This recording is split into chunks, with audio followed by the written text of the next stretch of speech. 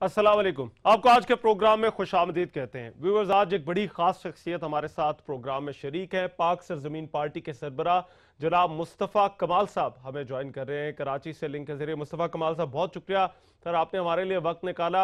अच्छा मुस्तफ़ा भाई, बहुत सारे इश्यूज हैं जिन पर आपसे बात करनी है, मगर मैं आगाज़ करना चाहूँगा कराची की जो हालत है उससे। और कराची में आपको भी पता है बारिश हुई और उसके जो आफ्टर शॉक्स हैं वो अभी तक चल रहे हैं। सड़कों पर जो है वो अभी तक पानी खड़ा है।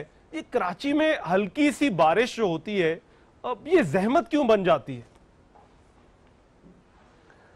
देखें, ये तो जहमत तो बारिश तो से पहले भी कराची के शब रोज़ जहमती बने हुए हैं। घरों के आगे वैसे ही कचरा जमा है, गटर का पानी वैसे ही बह रहा है, पानी लोगों के घर पे आ नहीं रहा, बिजली गायब है, सड़कें जो है वो टूट फूट का शिकार हैं, अस्पतालों में दवाई नहीं है, स्कूलों में तालीम नहीं है।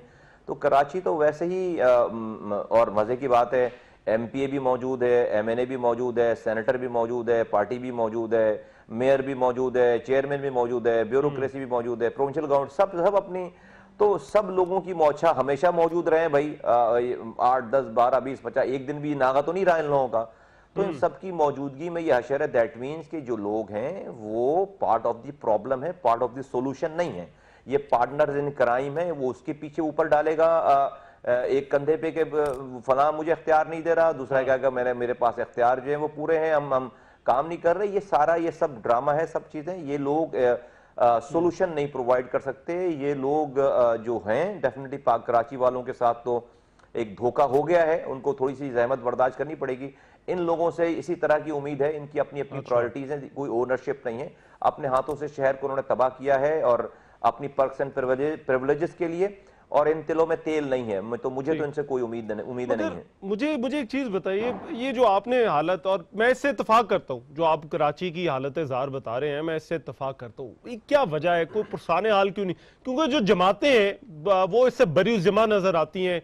कराची से वोट भी वही लेते हैं, कराची में सियासत भी वही कर रहे हैं। देखिए, लोगों के पास ऑप्शन नहीं था पहले। इसमें रहमान भाई ऐसा है कि हम आज बैठे हैं ना आपके सामने, छोड़ कर गए ना अपनी सेनेटरशिप, छोड़ कर गए अपने 2013 में छोड़ कर गए अपनी सेनेटरशिप। डेप्यूटी कन्वीनर थे अनीस कायम खानी, छोड़ कर गए। एमएनए एमपीएस लोग वहां उस वक्त राब्ता कमेटी के मेंबर थे, अनीस एडवोकेट, रजा हारून, ये सब लोग छोड़ कर गए। फिर जब हम आए तो बहुत सारे लोग पहले दिन ही, पहले हफ्ते में छोड़कर आ गए। डॉक्टर सगीर आ गए, इफ्तिखार रंधावा आ गए, अशफाक मंगी आ गए, हमारे पास इफ्तिखार आलम आ गए। ये सारे वजह क्या थी? वजह हमारी कोई जाती लड़ाई थोड़ी थी। जो आज लोग भुगत रहे हैं, जो फेस कर रहे हैं, भाई यही सारी चीजें तो हम कहकर बैठकर कहते थे ना कि भाई ये लोगों को टेकन फॉर ग्रांटेड नहीं लो, उनके लिए काम करो। लेकिन इस पार्टी के सरबराह और इसके जो ये बंच ऑफ क्रूक्स हैं सारे, ये इनको इस बात की कोई फिक्र नहीं है ना। ये तो रात में नशे में धो धोकर गाने गाना है इन्होंने टीवी पे आके, इन्होंने जो है वो गालियां बकनी है जर्नलों को, इन्होंने लोगों को मरवाना है, इन्होंने लोगों को जो है वो बदतहजीबी सिखानी है। और फिर बैकग्राउंड जब हो रॉ के एजेंट का कि भाई जब आप 20 सालों से पैसे ले रहे हैं रॉ से, तो ना तो इनका कोई रिश्तेदार है, ना कोई भाई बहन है। इन्होंने तो पैसे लेकर यहां का जो मैंडेट लोगों ने बाय डिफॉल्ट दे रखा है उसको गिरवी रख दिया है। और यहां पर रॉ इसलिए तो पैसे नहीं दे रही कि यहां पर सफाई करवाए, यहां पर स्कूल में तालीम दे, यहां पर अस्पतालों में दवाई दे, भाइयों को भाइयों से मिलाए। यहां पर भाई रॉ तो इसलिए पैसे दे रही है कि पढ़े लिखे शहर को जाहिल करना है, अच्छे खासे तरक्की याफ्ता शहर के इंफ्रास्ट्रक्चर को तबाह करना है। और वो जो लीडर है वो लोग ही ऐसे पिक करता है, ऐसे चूज किया उसने कि जिसको जो के मतलब गंद में बला में इतनी नीचे डीप अंदर दलदल में फंसा हुआ हो कि जो सर ही ना उठा सके, ताकि वो खुद भी बदकारियां करे और जो है वो बदकारियां करके आगे भी पहुंचाए। तो ये इसका कोई हल देखो, अगर ये सब चीजें ठीक हो रही होती तो भाई मुस्तफा कमाल बैठा होता ना वहीं पे, अनीस कायम खानी, अनीस एडवोकेट, रजा हारून, ये लोग बैठे होते। हमने डिसेंट क्यों किया है? हमने जो है वो क्यों बगावत की? हमने क्यों छोड़कर चले गए? भाई आज जो लोग भुगत रहे हैं, हमें 8 साल 9 साल पहले पता था कि जो ये बोर है उसको काटना पड़ेगा। हमने अपने आप पहले समझाने की कोशिश की, जब नहीं माने तो हमने उन पर्क्स एंड प्रिविलेजेस को लात मार के हम उस गुनाह से दूर हो गए। आज हमसे पूछते हैं ना लोग कि भाई हमें कौन लेकर आया, हमारे पीछे एजेंडा क्या? ओ भाई ये एजेंडा है जो आज आप भुगत रहे हो ना, ये एजेंडा है, हम भी इसमें शामिल होते। अल्लाह ने हमें इस गुनाह से बचाया है। नहीं, मगर अब वो लीडर तो नहीं रहे। आप जो लंदन की और रॉ की बात कर रहे हैं, भाई लीडर के ही सारे लोग जो है सेलेक्ट और कैसे नहीं रहे भाई, सब लोग कांटेक्ट में है ना। आपने लीडर का बयान पढ़ा नहीं है कि जिन्होंने यहाँ के उसके लिए मेयर के लिए उन्होंने दिया कि भाई इसको काम करने दो, दैट मीन्स क्या? हाँ। इसको इसके कारकुनान इसके खिलाफ एहतजाज ना करें, दैट मीन्स क्या है भाई? ये क्या, ये तो आंखों में धूल झोंकने वाली बात है रहमान यार। इसको तो रहमान भाई तो धूल झोंकने वाली बात है। ये सब कांटेक्ट में है, सब बंच ऑफ ये एक ही थाली के चट्टे बट्टे हैं। अगर अल्ताफ हुसैन 22 अगस्त वाला ये बम अपने ऊपर नहीं फाड़ते और इनके लिए मजबूरी नहीं बन जाती कि पाकिस्तान के लोगों का गजब और गुस्सा नहीं देख लेते, तो ये अभी भी बैठकर जी भाई कर रहे होते हैं। पहले गाड़ियां नहीं बकी क्या पाकिस्तान को? कितने लोगों ने छोड़ दी थी पार्टी। अच्छा चले, मैं जरा इस पे जरा कुछ और भी बात करेंगे, मगर पहले जरा कराची की बात कर लेते। ये अब मुझे सिर्फ आप क्योंकि मेयर भी रहे हैं कराची के, अब ये तैयारी का बहुत ही मुश्किल काम है कराची के अंदर के, जब पता हो कि इस तरह से बारिशें होनी है, ये सब कुछ आना है, और क्या इतना मुश्किल काम है कि इस हवाले से कोई तैयारी नहीं की जा सकती कराची में कि ये सब जो मैस क्रिएट होता है एक बारिश के बाद, अब ये ना हो? देखिए, जब हम 2005 में जब मैं निजामत में आया था तो 2005 के एंड में और 6 में बारिश हुई थी। वो मेरे लिए पहला साल था। पूरा क्लिफ्टन भर गया था, जमा तमाम पानी 30 दिनों 32 दिनों तक जो है वो खड़ा रहा था पानी। हमने पानी वहां से निकलने के बाद हम उस जगह से हटकर घर नहीं चले गए। हमने उसकी प्रॉब्लम्स को आइडेंटिफाई किया, फिर हमने उसकी जो है वो सोल्यूशंस को दुनिया भर में तलाश करके, फिर हमने जब तक हमने उसको परमानेंटली फिक्स नहीं कर दी उस प्रॉब्लम को, हमने उसको सही नहीं कर दिया, हमने पूरी स्टॉर्म वाटर ड्रेन डाली है वहां पे। चाइना से मैं कंपनी लेकर आया, हमने प्री कास्ट पहली दफा नाले बनवा कर हमने वहां पर पूरे बोर्ड बेसिन में, पूरे क्लिफ्टन ब्रिज से लेकर जो है वो नहर ख़याम तक, ये सारे, फिर महमूदाबाद में, फिर उसके बाद तमाम और दूसरे रियाज में। भाई साहब, जब प्रॉब्लम आती है, डेफिनेटली हमें भी ये पुराना इंफ्रास्ट्रक्चर मिला था, प्रॉब्लम्स बहुत सारी थी, जहां जहां प्रॉब्लम आती चली गई वहां पे हम रिजॉल्व करते चले गए। फिर भी उसके बाद हमें जो स्पॉट्स पता होते थे कि भाई कहां पे पानी जो है वो डिप्रेशन में खड़ा होता है, वहां पर हम पहले से डेप्यूट करते थे ना, टीमों को डेप्यूट करते थे। कराची के लोगों ने देखा है कि जो लेबर जो है वो जैकेटें पहनकर एक पूरी गैंग तैयार होती थी, वहां पर कैंप लगे होते थे, वहां पर जनरेटर पड़ा होता था, वहां पर मशीनें पड़ी होती, मोटरें पड़ी होती थी वहां पर, ये सब चीजें तैयार। उसको फिर मैं विजिट करता था, देखता था चीज, ये सब भाई पेन लेना पड़ता है। अपनी पार्टियों को से जो है वो पार्टियां छोड़नी पड़ती हैं भाई साहब, और पेन लेना पड़ता है। उसके बाद जाकर शहर बनता है और बना था ये। अभी मैं छोड़े, अभी मैं आगे क्या बोलूं। राइट, चले मुझे एक ब्रेक लेने मुस्तफा कमाल साहब, हम एक ब्रेक ले रहे हैं, ब्रेक के बाद वापस आते हैं। मुस्तफा कमाल साहब पाक सरजमीन पार्टी के सरबराह हमारे साथ मौजूद है। इस ब्रेक के बाद हमारी उनसे गुफ्तगू जारी रहेगी।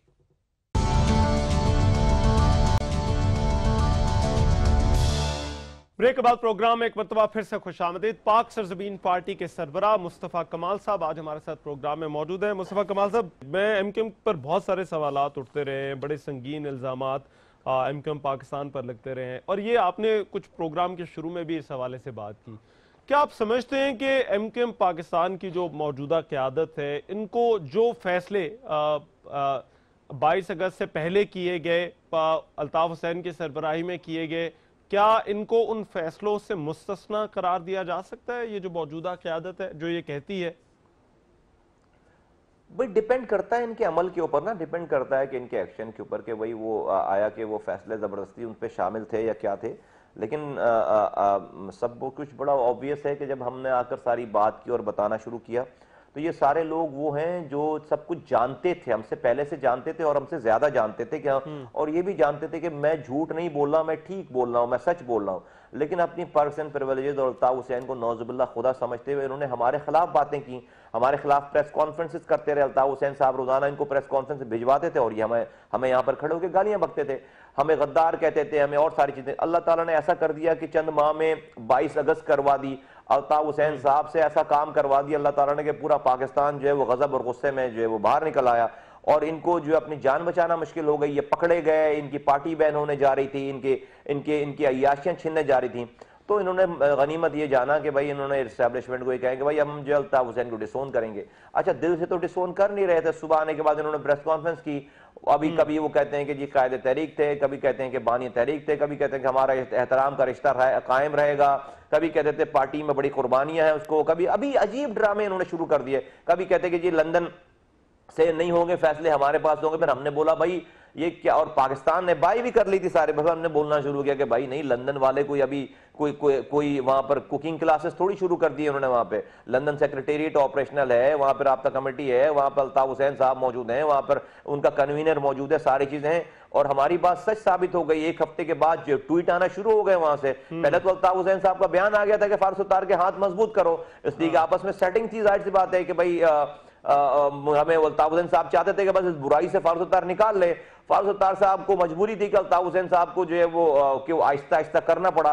फिर हमने पुश कर करके इनको उस जगह पे ले गए जहां पर इन्होंने अपने आप को सही साबित करने के लिए इन्होंने आर्टिकल 6 जो वो पेश कर दी जाकर असेंबली के अंदर। आर्टिकल 6, अब आर्टिकल 6 पे इनके अपने डिस्प्यूट हो गया है। आधे लोग इनके कहते हैं कि भाई गलत हो गया। जो लोग 2 अफराद हैं जिन्होंने जो हीरोइन के असेंबली के अंदर वो उनको उनके गर्दन में गले में उन्होंने सारी तोक पहना दी।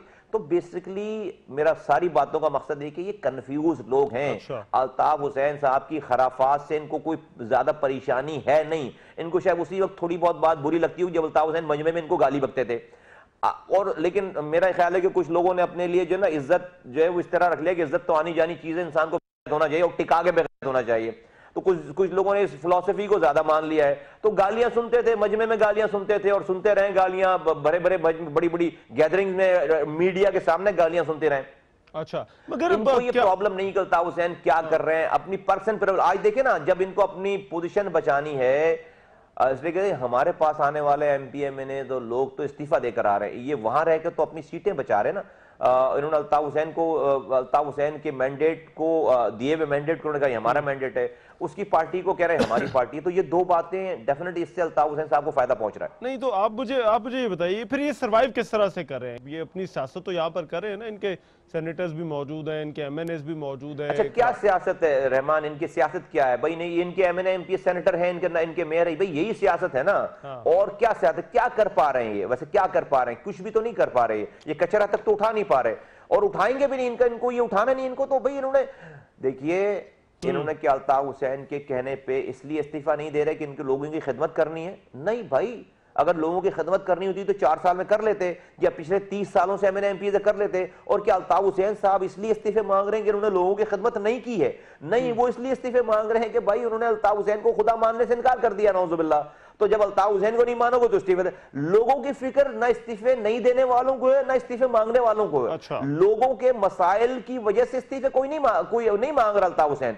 ना ये इस्तीफे देने से मना कर रहे हैं कि इनको लोगों के मसाइल को इनको ये फिक्र हो कि भाई हम इस्तीफे दे देंगे तो कल से लोगों का क्या होगा। और भाई लोगों का तो अच्छा ही हो जाएगा, उनका खून चूसने वाला कोई नहीं होगा यहाँ पे। ये इस्तीफे दे देंगे तो उनको, लेकिन मुझे एक चीज बताइए, अपनी पर्सनल प्रिविलेजेस को बचाना है, अपनी अय्याशियों को बचाना है, अपने बनाए हुए माल को बचाना है और आगे माल बनाना है, इसलिए इस्तीफे नहीं दे रही है। राइट। मगर ये आप पर ये कहा जाता है, वो लोग ये कहते हैं कि भाई मुस्तफा कमाल की जो पार्टी है इसको एस्टैब्लिशमेंट की सपोर्ट हासिल है। ये तासुर क्यों बना या बनाया गया आपकी पार्टी के हवाले से? मैं सिर्फ ये समझना चाह रहा हूं कि सियासत आप भी कर रहे हैं, सियासत वो भी कर रहे हैं, मगर आपकी सियासत और उनकी सियासत में क्या फर्क है? मेरी सियासत में और उनकी सियासत में एक तो ये फर्क है कि हमने जहन्नम की आग को देखकर अल्लाह ताला को नहीं बोला कि मुझे वापस दोबारा भेजो दुनिया में, मैं अच्छे काम करके आऊं। हमने जो वो अल्लाह ताला को पे पहले ही ईमान लाकर हमने बुरे कामों से तौबा कर ली और हम छोड़कर चले गए अपनी पर्सनल प्रिविलेजेस को। कब छोड़कर चले गए? 2013 में। फिर 2016 को आकर इस फिरौन को ललकारा, आवाज दी और लोगों को आवाज दी और हम सिर्फ आवाज देने आए थे। इनका ये इनमें ये फर्क, इन्होंने क्या किया, इन्होंने ये जब सारी चीजें सारे मरहलों से गुजर गए, जब ये 23 अगस्त हो गई, 22 अगस्त हो गई, जब ये पकड़े गए हैं, जब इन्होंने गजब और गुस्सा देख लिया है, तो इसी तरह से है कि जब आप मर कर अपने गुनाह करके जब आप अल्लाह मियाँ के पास जाएंगे, पहले आपको हिदायत नहीं मिली, और जब आप दोज़ख की आग को देखकर अल्लाह मियाँ को बोलेंगे अल्लाह मियाँ मुझे वापस भेजो दुनिया में, मैं अच्छे काम करके आऊं, उस वक्त तक बहुत देर हो चुकी होगी। लेकिन मैं तो खैर ये तो आखिरत की बात है, मैं तो अभी दुनियावी बात कर रहा हूं। इनका मामला यहां से इनको इसलिए उन्होंने अल्ताफ हुसैन को छोड़ा कि उन्होंने गजब और गुस्सा देख लिया था। हमें फर्क है, नंबर 1। नंबर 2 ये कि भाई साहब मुझे बताइए, मेरा प्रेसिडेंट तो 2 महीने में 2 महीने के बाद, अब मेरे आने के 2 महीने के बाद झूठे मुकदमे में अनीस कायम खानी को डॉक्टर आसिम के केस में बंद कर देते हैं आप। हाँ, 4-5 महीने वो बंद रहता है। 2 महीने की पार्टी में मैं कैसा एस्टेब्लिशमेंट का आदमी हूं यार कि मेरा दायां बाजू काट कर आप जो है वो ले जाते हो और कहते हो मैं एस्टेब्लिशमेंट का हूं, जबकि ये रात में पकड़े जाते हैं। 22 अगस्त की रात को 30 मुकदमात इनके ऊपर है, गद्दारी का मुकदमा इनके ऊपर है, अभी भी 30 मुकदमात इनके ऊपर, सुबह ये छूट जाते हैं। अभी कोर्ट इनको बुला रही होती है, रोजाना आवाज दे रही होती है और कोई इनको पकड़ने वाला नहीं है। 22 अगस्त के बाद वाली सूरत हाल की बात करें, मैं आपकी बात काट रहा हूं, मगर ये आप उस वाकये का जिक्र करें जो 22 अगस्त के बाद जब ले जाया गया था। जी छूटे ना भाई, किसके ये कि अब्दुल सत्तार एदी के पास चले गए थे क्या रात में? भाई एस्टेब्लिशमेंट ही लेकर गई थी ना। सुबह इनको कुछ कमिटमेंट करके ही छोड़ा होगा ना अजहर भाई, रहमान भाई, सुबह कोई इसको इनको कमिटमेंट करके छोड़ा होगा ना। तो मैं कैसा भाई, अच्छा भाई पहले ये सबसे पहले मुझ पर इल्जाम किसने लगाया एस्टेब्लिशमेंट का? अल्ताफ हुसैन ने इल्जाम लगाया और इसी फारूक सत्तार ने खड़े होकर इल्जाम लगाया प्रेस जब हम आए थे। मैं ये बोलता हूं लुक हुज टॉकिंग, और जो खुद रॉ का एजेंट हो, गद्दार हो, और जो पाकिस्तान की एस्टेब्लिशमेंट से बात करने के लिए किसी 2 नंबर चीटर को, किसी 2 नंबर सहाफी को चीट हो जाए जिससे वो 1 करोड़ 60 लाख रुपए दे दे कि वो चीटर सहाफी DGISI से बात कराएगा, और 1 करोड़ 60 लाख रुपए लेने के बाद वो चीटर सहाफी जो है वो आवाज बदल के DGISI बनकर बात भी कर लेता है इस आदमी से, अल्ताफ हुसैन से। हाँ, वो आदमी मुझ पर इल्जाम लगा रहा है कि मैं एस्टेब्लिशमेंट का आदमी हूं। ठीक, फारूक सत्तार को सारी कहानी पता है, तो वो आदमी मुझ पर इल्जाम लगा रहा है कि मैं जो है भाई तुम लुक हुज टॉकिंग, मत लुक हुज टॉकिंग। तो फॉर गॉड सेक, अभी जो है वो बहुत हो गई सारी ये बातें। लोगों ने ये सारे ड्रामे देख लिए हैं, समझ लिए हैं, और इनका टाइम खत्म हो गया है। जब रस्सी खिंच जाती है तो उसके बाद फिर नहीं, जब तक तौबा करने का टाइम था, तौबा इन्होंने ये नहीं कर रहे, इनकी रस्सी खिंच चुकी है। अब इनका जो है वो अब ये सारे मिलकर क्या 200 और पार्टियां मिलकर भी आ जाए, हमें डिफीट नहीं दे सकते। लोग हमारे साथ हैं। मैंने कहा देखिए, मैं जो समझना चाह रहा हूं, और ये मैंने आपसे पहले भी इंटरव्यू में पूछा कि आप ये कह रहे हैं कि फारूक सत्तार को रेंजर्स ले गए और फिर उसके बाद कोई ना कोई कमिटमेंट करके वहां से वापस आए होंगे, तो क्या इसका मतलब ये लेना चाहिए कि इनके पीछे जो है वो इनकी कमिटमेंट्स है, इनकी कोई अंडरस्टैंडिंग है? मुझे मतलब मैं तो इस बच्चे, किसी 10 साल के बच्चे को पूछ लो ये वाली बात बता के कि रात को जिसको रेंजर्स लेकर जाती है सुबह छोड़ती तो क्या कह के छोड़ रही होगी। मुझसे क्यों कहलवाते हो भाई ये बात? ठीक, अच्छा मुझे जरा आखिर, मेरे पास टाइम कम है, जो बल्दिया फैक्ट्री वाला केस है, इसमें रहमान भोला का इतराफी बयान सामने आया था और उसने हमाद सिद्दीकी का जिक्र किया, लेकिन आप हमाद सिद्दीकी की हमायत में जो है वो मैंने आपके कुछ बयान देखे। क्यों आप ये समझते हैं कि हमाद सिद्दीकी जो है वो इस वाक़े में मुलव्वस नहीं, या वो जो रहमान भोला का जो इतराफी बयान है वो ठीक नहीं है?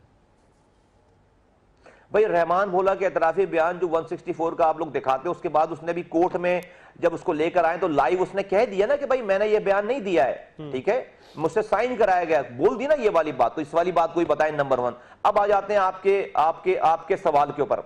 जनाब अली, सबसे पहले अम्माद सिद्दीकी मेरी पार्टी का कारकुन नहीं है, ना मेरा जिम्मेदार है, नंबर 1। ये तो आपको बिल्कुल क्लियर हो जाना चाहिए, ना है और ना मेरी पार्टी का कोई जिम्मेदार है, ठीक है। लेकिन मैं बोलूंगा मैं अम्माद सिद्दीकी को जानता नहीं हूं, मैं झूठ बोल रहा हूँ, नहीं मैं जानता हूं अम्माद सिद्दीकी को, मैं अम्माद सिद्दीकी को जानता था। हमने सुना था कुछ शमूलियत इख्तियार करने पे वो सोच रहे थे, वो कोई आरा चाह रहे थे आपके पास। नहीं, अभी तो आप सुने, जो मैं कह रहा हूं वो सुन लीजिए। आपने जो सुनी थी बात वो इधर मैं हॉर्सेस माउथ से आप जो है वो बिल्कुल आपको आ रही ना, बिल्कुल ऑथेंटिसिटी के साथ, कोई ऐसी बात नहीं, ना वो थे ना है, कोई कारकुन नहीं है, ना जिम्मेदार है। लेकिन मैं तो ओन कर रहा हूं ना, मैं ओन कर रहा हूं अम्माद सिद्दीकी को कि भाई मैं जानता हूं अम्माद सिद्दीकी को, जानता था और मैं जानता हूं अम्माद सिद्दीकी को, और इस जानने की बुनियाद पर मैं ये जानता हूं कि अम्माद सिद्दीकी ये काम नहीं करता था, अम्माद सिद्दीकी ने काम नहीं किया, अम्माद सिद्दीकी काम नहीं करता था कि फोन करके भत्ते मांगता हूं और जो आगे लगवाता हूं। अम्माद सिद्दीकी काम नहीं करता, अम्माद सिद्दीकी को मैं जानता हूं, 3 साल मैंने दुबई में भी।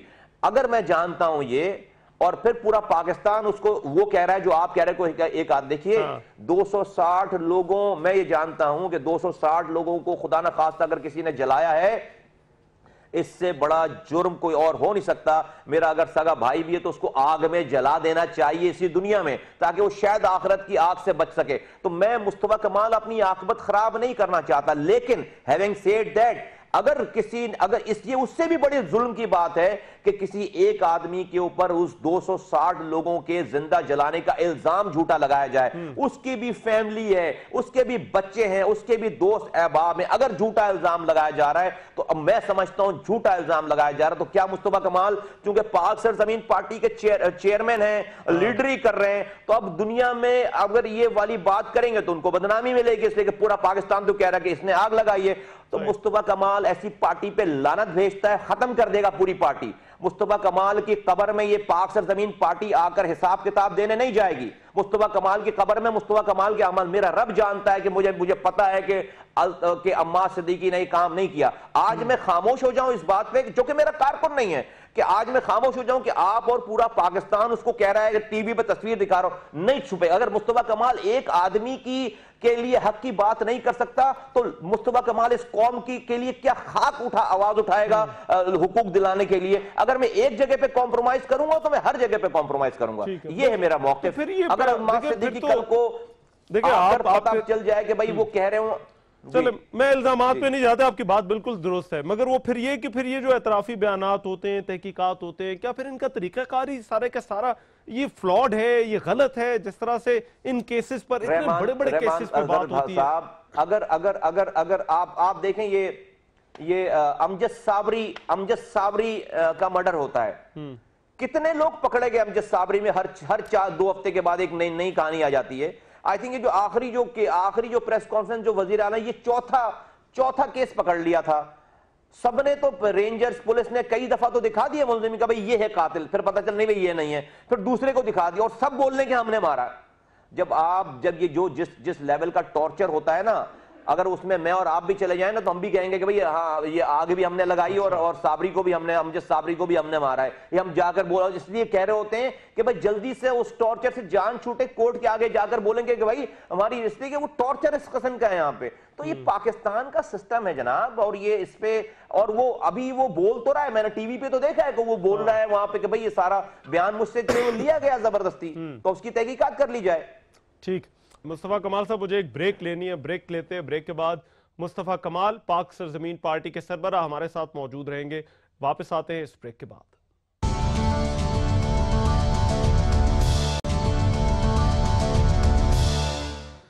ब्रेक के बाद प्रोग्राम में एक मरतबा फिर से खुशामदीद। पाक सरजमीन पार्टी के सरबराह मुस्तफा कमाल हमारे साथ मौजूद है। मुस्तफा कमाल साहब, आपने 29 तारीख को कराची में जलसा करने का ऐलान किया है, क्या मकसद है, क्यों कर रहे हैं कराची में जलसा?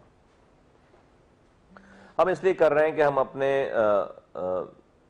हम अपने लोगों को ये कह के तसल्ली नहीं दे सकते कि भाई अब जो है 2018 में जब इलेक्शन होंगे, जब भी हमें पीने का पानी मिलेगा, जब भी हमें सीवरेज का निज़ाम सही मिलेगा, जब भी हमारे घरों के आगे से कचरा उठेगा, जब भी अस्पतालों में दवाई आएगी, जब भी बच्चों के काले पीले लाल स्कूल में जो है वो तालीम और टीचर जो है वहाँ पे आना शुरू होगा, जब भी हमारी सड़कें बनेंगी, जब भी हमारी बिजली आएगी, जब भी हमारे गैस आएंगे, ये जब भी हमारे पार्क आबाद होंगे, हम 2018 तक का ऐलान का वेट नहीं कर सकते। मुझे अपने बच्चों को पानी आज पिलाना है, मुझे अस्पतालों में दवाई अपने बच्चों के लिए आज चाहिए, मुझे अपने घर के आगे से कचरा आज उठाना है अपने बच्चों के आगे, ठीक है। अब मेरे पास तो MNA MPA सेनेटर्स नहीं है, मेरे पास तो जो है वो बल्दियाती इदारे मेरे पास नहीं है, बाय डिफॉल्ट तो अभी तो जो लोग इन सारी चीजों की प्रॉब्लम की जड़ है उन्हीं के पास है। तो हम क्या करें, क्या मरते रहें इसी तरीके से 2018 तक इंतजार करें? नहीं, हम नहीं मरेंगे इतनी आसानी से, और अपने बच्चों को नहीं मारेंगे। उसी सिलसिले में हमने अवामी हिमायत, अवामी पंडाल और अवामी अदालत हमने सजाई हैदराबाद में पहले, और पूरे हैदराबाद से ये मैंडेट लिया कि लोग किसके साथ हैं, और इसको उसी की अगली कड़ी है यहाँ पर कराची में MA जिन्ना रोड पे 29 जनवरी को इंशाअल्लाह ताला हम अवामी अदालत लगाएंगे और लोगों के इश्यूज के ऊपर लोगों का मैंडेट लेंगे रोड के ऊपर, और लोगों के मैंडेट को, इस वेट को लेकर फिर हम हुक्मरानों के दरवाजे को नॉक करेंगे, उनकी हुकूमत गिराने के लिए नहीं, अपनी बेसिक राइट्स मांगने के लिए, अपना हक मांगने के लिए कि हमारा हक हमें दो, हमारा हक इधर रखो हमारे पास। अगर वो हमारे हक नहीं देंगे, और मेरा हक क्या है, मैं कोई कश्मीर आजाद करने की अभी तुमसे बात नहीं कर रहा, मैं अभी कोई आसमान से तारे तोड़कर लाने की बात नहीं कर रहा। भाई मेरे बच्चों को जॉब्स चाहिए, मेरे बच्चों को पीने का साफ पानी चाहिए, मेरे बच्चों को उसके घर के आगे से सेवरेज का निजाम ठीक चाहिए, मेरे घर के आगे से कचरा उठा हुआ चाहिए, मुझे लाइट चाहिए, मुझे मेरे घर के आगे की रोड रिपेयर हुई भी चाहिए। इसको मांगने से पाकिस्तान का कौन सा आइन, कौन सा कानून और कौन सी एथिक्स मुझे रोकती है?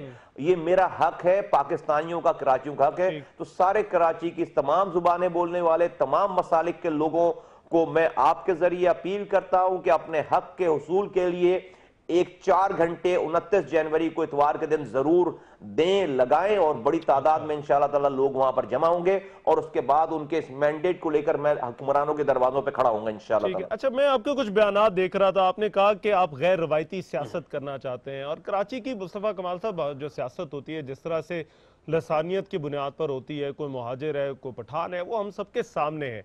आप फिर कटी पहाड़ी भी गए थे, कस्बा कॉलोनी गए थे, वहां पर भी आपने इस हवाले से बात की थी। ये बदल सकता है कराची के अंदर जो लसानी बुनियादों पर जिस तरह से सियासत होती है, क्या गैर रवायती सियासत जिसकी आप बात कर रहे हैं, ये कराची में हो सकती है, और आपको लगता है ये कामयाब भी होगी? बिल्कुल हो सकती नहीं, हो रही है, और कामयाब भी हो रही है। देखिए रहमान अजहर भाई, लीडर है ना, लीडर लीड करता है, लीडर को विजन देना पड़ता है, लीडर को लोगों को समझा। लीडर वो नहीं है जो लोगों की खुशनुदी हासिल करने के लिए, चीप पॉपुलैरिटी के लिए जो लोग कहें वो काम नहीं। लीडर का काम होता है गाइड करना। मैं मुहाजिरों को कहता हूं कि तुम्हारा इसमें भला फायदा नहीं है कि कोई शहर में दूसरा रहने वाला पख्तून, पंजाबी, बलोची, सिंधी जो है वो परेशान हो तो तुम खुश होगे। मैं पठानों को, पख्तूनों को, बलोचों को, पंजाबियों को, सिंधियों को कहता हूं कि तुम्हारा भला, तुम्हारी खुशी इसमें नहीं है कि इस शहर में उर्दू बोलने वाला परेशान हो, पकड़ा जाए, मारा जाए, रोजगार से जो है वो बेदखल किया जाए तो तुम खुश हो। नहीं, तुम सबका भला और तुम सबके साथ पाकिस्तान का भला का भला इसमें है कि ये सारे लोग आपस में प्यार और मोहब्बत चल रहे हैं। शिया, सुन्नी, देवबंदी, बरेलवी, सिंधी, मुहाजिर, पठान, बलोची, और लोग एक दूसरे के बच्चों की खुशी हासिल करके अपने बच्चों के लिए खुशी हासिल करें। ऐसा नहीं होगा कि दूसरे के बच्चों की रोटी छीनकर मैं अपने बच्चों को खिलाऊंगा तो मैं हमेशा खुश रह सकता हूं, नहीं। ये बेस। और फिर कराची को आइसोलेट नहीं करना चाहते पाकिस्तान से, मुहाजिरों को आइसोलेट नहीं करना चाहते पाकिस्तान से। मुहाजिरों को पाकिस्तान के साथ जोड़ना है। ना तो ये मुहाजिरों के साथ अच्छा होगा, उनके लिए उनके हक में है, और ना पाकिस्तान के हक में। ये बिल्कुल हमारा विजन है, हमारी स्ट्रेटजी है, और हमारा एम है। और अल्लाह का इतना करम है कि लोग हमारी बात को सुन भी रहे हैं, समझ भी रहे हैं, मान भी रहे हैं, और हमारे साथ कर। लोगों ने इस नैरेटिव को, जो कि ये नैरेटिव था कि मुहाजिरों का ऑब्सेशन है अल्ताफ हुसैन या एमक्यूएम नाम की कोई चीज के साथ, अगर अल्ताफ हुसैन की एमक्यूएम खत्म हो गई है तो अब जो है वो किसी और की एमक्यूएम शुरू करके उसको शुरू कर दो। इसलिए कि भाई ये समझाया गया पूरे पाकिस्तान को, मीडिया को, और शराफिया को, और एस्टेब्लिशमेंट को, और वजीर आजम को कि भाई मुहाजिरों की ऑब्सेशन है एमक्यूएम जैसी किसी न किसी नाम के साथ। और नहीं भाई, हमने इसको नेस्तो नाबूद कर दिया है। हैदराबाद के जलसे में पक्का किला में खड़े होकर मुहाजिरों ने नेस्तो नाबूद कर दिया है। मुहाजिरों ने यह बता दिया है कि भाई